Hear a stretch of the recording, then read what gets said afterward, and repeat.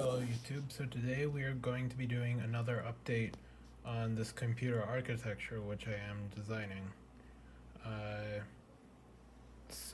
What I have here is the basically the clock and the program counter of the architecture that I have. If we just look at the circuit here, I guess you can see what it's doing. Is you have two different things right here. You have these two circuits which are 4-bit counters, and what you're using them for is the purpose of the program counter is to address the ROM, and that gives you whatever instruction or data that you're going through. It holds the program, and you're stepping through the program using this counter. And then this, these 4 bits right here is basically think of it as a sub instruction counter, whatever. It means like while you're on this address in ROM, while you're executing that instruction, you also do these steps. And that takes some clock cycles as well. So like right now we're on instruction 4, 1, 2, 3, and then 5. 1, 2, 3, 6, 1, 2, 3, 7, 1, 2, 3, 8, 1, 2, 3, 9, and so on and so forth. The reason why it's doing this way is because these are the instructions that we have, and just in order to get it to work in the hardware, it turns out that you have to take multiple clock cycles. Like for add, you have to add data to a value in the accumulator, and the result is stored in the accumulator. So add is like accumulator plus whatever data is in the RAM in the specified address. So to actually execute that has a bit more requirements, and that's just one of the instructions. Initially, I thought of the architecture kind of like this. You can see this is pretty much what we want to do. Here's the accumulator. It goes into the ALU. The wiring is here, whatever. The wiring of it kind of has to change based off of the instruction so that things can get connected or disconnected from the buses. Pretty much you have this bus, and then there's this one. It is very confusing. This is an older drawing. So then what I did is I kind of looked at, okay, I have these instructions. What steps do we have to do to execute these instructions? So yeah, we have the add, sub, stow, load, in, out, all these instructions. Again, watch the other videos to find out what they do. So those instructions they go to the instruction decoder. They are stored in the ROM. So whenever the program is running, it'll be like, okay, what instruction are we doing? And then that's all that this drawing really says. But what do we have to actually do? So halt, we're going to latch the program counter, stop it. So add, we're going to have to again, we're stopping the program counter, or at least we have to assume that it's stopped. We have to address the RAM to the ALU. Alright, set the accumulator input to the ALU register, which is another thing. Here we're going to have to write to the ALU register, output to the ALU, and write to the accumulator, and then unlatch. This is the whole idea where I thought that we had to like latch the program counter or whatever. Here what we're actually doing is, like I said, the program counter stays the same for 4 clock cycles, and within those 4 clock cycles the instruction is executed in multiple steps. And again, this may not be very clear right now. So yeah, here's the whole idea, is to have an SR latch, and it goes to the sub counter and the program counter, and basically it just, whenever the sub counter counts up to 4, it will increment the program counter by allowing a clock cycle to pass through, and then it will latch again and go back up to 4, latch, increment, then latch back. So that allows us to have a staggered clock cycle. Is like 1, 1, 2, 3, 4, increment 1, 2, 3, 4. In that kind of staggered way. And yeah, then we get to this circuit, which is the actual hardware being used, is the 74LS161AN synchronous 4-bit counter. And here's just how it's set up. So just to go over the schematic, you have your voltage input. This isn't used for anything. And then these are the counting outputs. ENT is pulled up to 5 volts. It's not used for anything either. And then we have load. And this is used for branching. For example, we have in our instructions we have B and BZ, which are branching instructions, which basically are like go to a different point in the program ROM, and then by doing that it allows you to loop and stuff. So that's what this is for, is if we want to load, we're going to load the address that we want to jump to. And what that is going to do is that's going to have the ROM address we want in the program counter, and the sub counter is pulled down to ground. So we're going to start off at 0 at whatever address that we want to jump to. That's an important thing to have. And then of course there's more circuitry that's going to be determining whether it is branch if 0 or unconditional branch. And if it is a conditional branch, we have to test that condition, but that is not in this schematic. This is really just the clock and the program counter.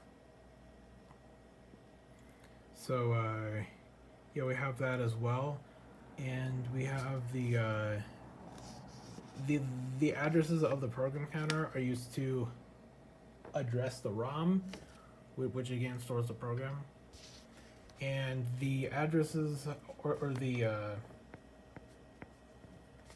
the sub counter outputs, these again are used to step through the instruction. Like we have to be able to go to each kind of step in the instruction, and that can I think I have a paper about that as well, if I can find it.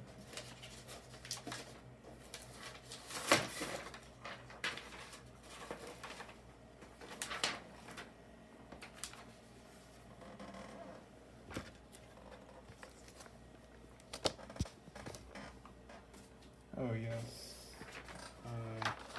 Here is what we're actually implementing more like. This is closer to the schematic that we're actually going to be using. I did actually make an emulator that emulates this schematic. I'll show that in another video. But yeah, so when we're executing an instruction, we're using the sub counter to step through the different parts of the instruction. So let's say, for example, to add, we're going to have to say, okay, we want to add. So the program counter stays the same. And what this will do is this will determine what goes to and from the buses, because the buses will stay the same. So add is accumulator plus something from the RAM. So that means that B is going to be selected to go to the RAM. So RAM is going to come into B, and then the accumulator is here. So the accumulator is equal to whatever is in the accumulator plus B. So B is already addressed. and that happens initially. All right. So, and then the ALU is also set to add. So that means that whatever's coming out of here is this plus this. All right. So on one of the sub instructions on the next one, so now we are incrementing the sub instruction counter. So we're going like this, this, this, this. So what has to happen first is on one or whatever, just the first thing that has to happen from the sub counter is that the ALU register has to be clocked. So that means that this is equal to whatever's coming out of here, which is A plus B. So effectively, this is the result of the addition, and it's stored in the ALU register. So now the second thing that has to happen is we have to clock the accumulator, and that actually brings it up back to the accumulator. So the accumulator is equal to the accumulator plus whatever is in B, which is whatever is in the RAM, and that is the instruction. And it has been executed, but it takes 3 different steps. On the first one, everything's latched, the RAM is addressed, the ALU is set to add, and that just happens initially. The second thing that has to happen is we have to clock the ALU register, and that gives us the output in here, and then we put it back in the accumulator. The reason why the accumulator can't just be connected to the ALU is because the ALU doesn't have storage. So at least for a time, the ALU has to know the previous value of A before you change it, and then it goes back up, and the timing just doesn't work for that. It has to be one at a time. You have to take what's in the ALU, is the output of whatever used to be in here, and then you store it, and then you store that back. And this is how it works for a lot of different instructions. Pretty much any of them that use the ALU, which is all the instructions except for the branching ones. Those go a different route. I guess I'll explain that too, but yeah, so the ALU can go several different ways. It could go to the ALU register, which is for add, subtract, or, and. It can also go to out.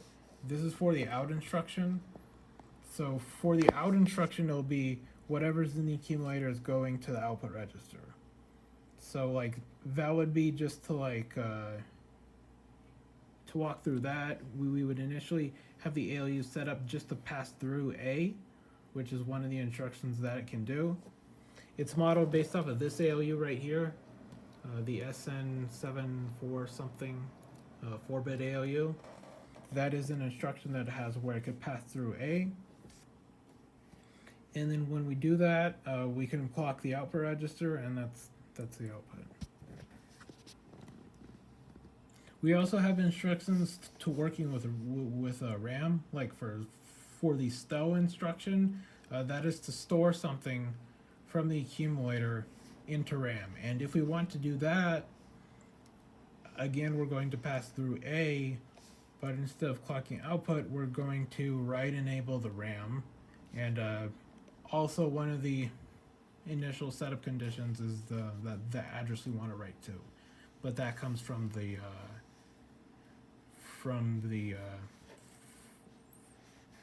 data ROM, not from anything else. So yeah, that happens as well. And then our instruction is to load something from RAM, and then that is, we have to select this. That goes to B. Again, the purpose of the load instruction is to load something from RAM and store it in the accumulator. So that has to be selected through this multiplexer. It goes to A, it goes to B, and then we clock the ALU register, and then clock the accumulator, and it's there. Also, the ALU has the instruction to pass through B. It has a lot of different things that it can do. So right there, that's pretty much most of the ALU instructions, and then it's just the branch and conditional branch. And like I said before, it goes to this stuff, and that is handled. The checking of the condition is handled via some logic. So just ignore this connection right here. It doesn't exist. That was a mistake of this drawing. It's very rough. So branch of 0 states that if the accumulator is equal to 0, it will branch, which means that the signal to branch is activated, and the load on this piece of hardware, on this 4-bit counter, is activated, and then it will load whatever is on these, or on these inputs. And it also provides a address to jump to. That also comes from the data ROM. So it's going to be like jump to this address, and again, this is just a bus, so it's always going to have that, and it's always going to be there, and it doesn't, and the program counter is just going to ignore it unless it says to branch, in which case it will branch to that location in ROM, and again, that allows you to do if statements loops using the assembly code. So for the conditional branch, what we're just checking is this 0, and how I do that is a NOR gate. So how a basic OR gate works is that if any of the inputs is high, the output is high. So it's a NOR gate, which means that it'll only be on when all the inputs are low, and since it's a 4-input NOR gate, it basically checks for a 0. And it's saying if it's 0 and the conditional branch, it'll go to this OR gate and then it'll branch. And of course, if it's just branch, just normal branch B, it just goes straight through and it will branch. So yeah, I think that explains that a bit better. Also, there's more complications not pictured. For example, the ALU has its own instructions that it wants for what it has to do, and basically that has to be a more circuitry that will just encode the instruction for the ALU, and that has to come from the instruction decoder. And like I stated previously, the instruction decoder just tells you what instruction you're gonna do. So it just basically, it's just a normal decoder, and it will tell you like hold, add, sub, stow, load, B, BZ, input, output, and not. You do some free instructions, but that's what the instruction decoder is going to do. So the ALU wants its own instructions, so there's going to be more circuitry to take whatever is like appropriate. So like for add, there's an instruction for the ALU that will add. For something like for something like to load from the RAM, so the load instruction, it has to pass through B, and that's another instruction. So is the one to pass through A, etc., etc. So yeah, that's how this generally works. Once again, here's the circuit that I built. It just does the whole thing where it will execute the sub counter. So we're like, if this is an add instruction, it's like let's say it's like I'm trying to do the timing right, but let's say we're like pulse ALU register, pulse accumulator, and then done, or pulse output register, or pulse RAM. So that's how it works when we're executing the instruction. There are more possible numbers here than what we need to actually execute in a single instruction, but whatever. That could be solved just by moving these pins up, so it will instead of being 1 2 3 1 1 2 3 2, it'll be like 1, 2, 1, 1, 2, 2, 1, 2, 3, in that kind of a rhythm. So like I said, these are the chips, the counter chips, and then this is an SR latch, and then this is an inverter. So just to show the picture of the SR latch and the inverter. The inverter is necessary just for some reason of how the transistors work. Theoretically, you could just have Q not go in there, but for some reason, that's just how it works. And then we have this NAND gate right here. This is to reset the sub counter. So like the sub counter has to be reset when you're pulsing it. So because incrementing the program counter is dependent on this one pulsing, and if you don't do that, instead of doing 1, 2, 3, 1, 1, 2, 3, 2, it'll be like 1, 2, 3, 1, 1, 2, 3, 2, 1, 2, 3, 1, 2, 3. I think I messed it up, but basically this circuit is set up so where it will increment the address, do 3 steps or 4 steps, and then increment it again.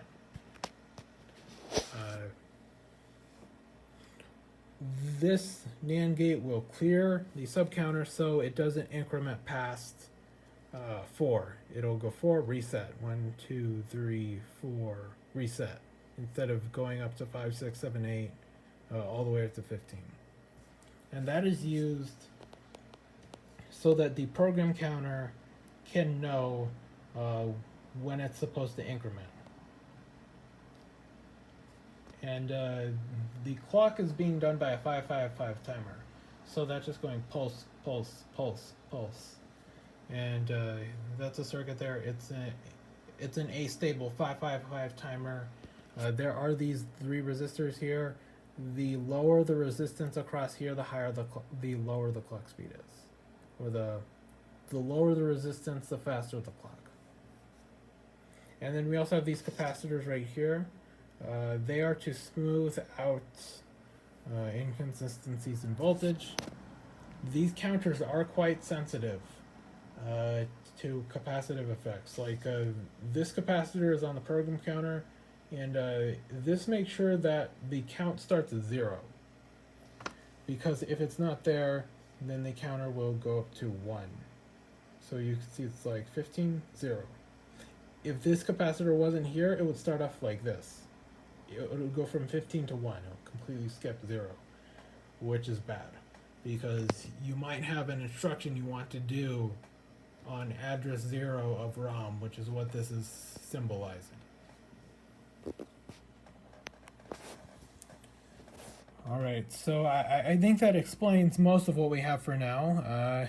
That probably didn't make very much sense, but I will again do another video on the updated emulator, which I think should shed more light on how I'm trying to expect this to work. But anyways, thank you for watching, and I will see you in the next update.